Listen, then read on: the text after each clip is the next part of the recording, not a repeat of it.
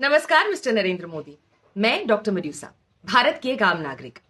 सर्वप्रथम तो आपको पंडित जवाहरलाल नेहरू के बाद इस महान देश का लगातार तीसरी बार प्रधानमंत्री का कार्यभार संभालने वाला बनने के लिए बधाई।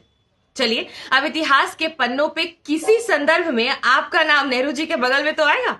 कंग्रेचुलेशंस। इस उपलक्ष्य पर मुझे एक नागरिक के तौर पर कुछ बातें कहनी है आपसे। वैसे व्यक्तिगत तौर पर एक इंसान के रूप में आपके लिए कोई खास इज्जत नहीं है मेरे मन में, लेकिन प्रधानमंत्री के पद की गरिमा का ध्यान रखते हुए मैं अपनी भाषा मर्यादित रखूंगी। आप भी इस वीडियो को देखने के बाद लोकतंत्र की गरिमा का ध्यान रख अपनी कार्यवाही मर्यादित रखिएगा। ठीक, चलिए शुरू करते हैं।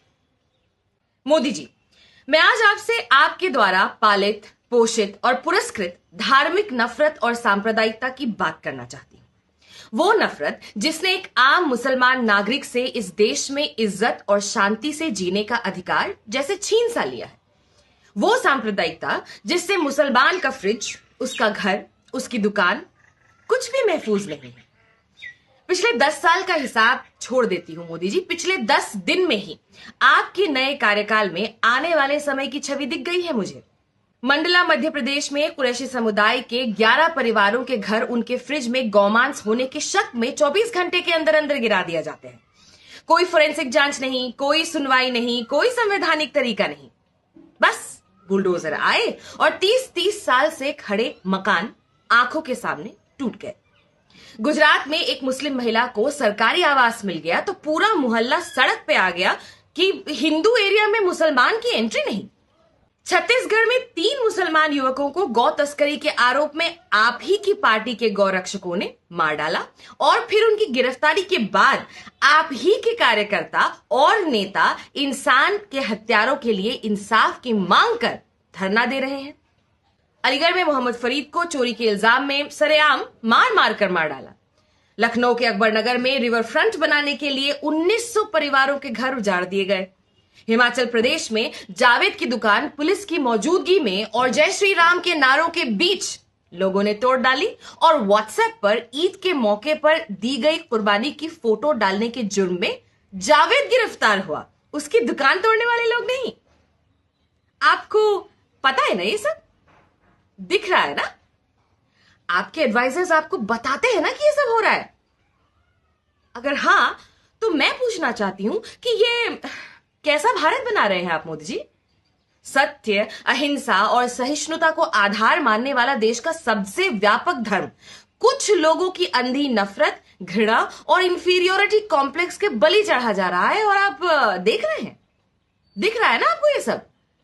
देश की 20 करोड़ लोगों की मानव संपदा डर और सहम कर अपने पोटेंशियल से सैकड़ों साल पीछे चल रही है। क्या करेंगे आप अपनी 5 ट्रिलियन की इकोनॉमी का जब महंगाई, बेरोजगारी, क्लाइमेट चेंज तो है ही और उसके ऊपर ये किसी वोल्केनो से निकले हुए काले लावे जैसी धीरे धीरे बढ़ती नफरत लोगों को ही मार डालेगी। हां, लाशों से आपका पुराना रिश्ता है, मगर अब हो गया ना मोदी जी। बन गए ना आप तीसरी बार भी प्रधानमंत्री, कर ली नेहरू की बराबरी। अब तो बस कीजिए। दिन भर ट्वीट करते रहते हैं। एक अपील अपने लोगों के लिए भी जारी कर दीजिए, एक नया पॉइंट ऑफ ऑर्डर। मैं आपको टेक्स्ट भी बता देती हूं। लिखिए, इस देश का मुसलमान इस देश का बराबर का नागरिक है, उसके भी बराबर के अधिकार है। समस्त देशवासी, पुलिस प्रशासन और न्याय व्यवस्था इस बराबरी को सुनिश्चित करें। बस एक बार कोशिश तो कीजिए। आप इस देश के प्रधानमंत्री हैं। आपके कहने पे पूरा देश ताली और थाली बजाने रोड पे कोरोना को मारने निकल आया था।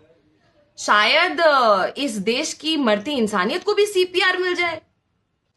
वैसे पहले मैं सोच रही थी कि जावेद के, फरीद के या अकबरनगर के 1900 परिवारों के हक में आवाज उठाने के लिए राहुल गांधी से अपील करूंगी। फिर याद आया कि फायर ब्रिगेड वाले को ब्लेम करने से पहले रोज भड़कती आग में घी डालकर अट्टहास करने वाले की आत्मा तक पहुंचने की पहले कोशिश तो कर लूं, वरना हमेशा एक फांस सी गड़ी रहेगी दिल में कि एक कोशिश नहीं की मैंने। और आपका भी क्या भरोसा, कल को मुड़ के स्मिता जी को इंटरव्यू में कोट दे दो कि ओ माय गॉड, मुझसे तो किसी ने कहा ही नहीं कि ये सब हो रहा है। तो चलिए, अब आपको पता है। सारांश यह है कि आप भारत के प्रधानमंत्री हैं, भारत में मुसलमान भी रहते हैं और आप उनके भी प्रधानमंत्री ही हैं। उनका मानसिक, शारीरिक, सामाजिक, आर्थिक, शैक्षिक, मौलिक हर तरह का विकास आपकी ही जिम्मेदारी है। उनकी सुरक्षा आपकी जिम्मेदारी है। उनके साथ हुए अन्याय के लिए इंसाफ करवाना आपकी जिम्मेदारी है। तो जिम्मेदारी निभाइए, अपना काम कीजिए। जिस काम के लिए आपको तीसरी बार देश के ईवीएम्स ने चुन के भेजा है वो काम। उम्मीद तो नहीं है, पर प्रार्थना करूंगी ईश्वर आपको सही करने का साहस और नियत दोनों दे। खुदा हाफिज।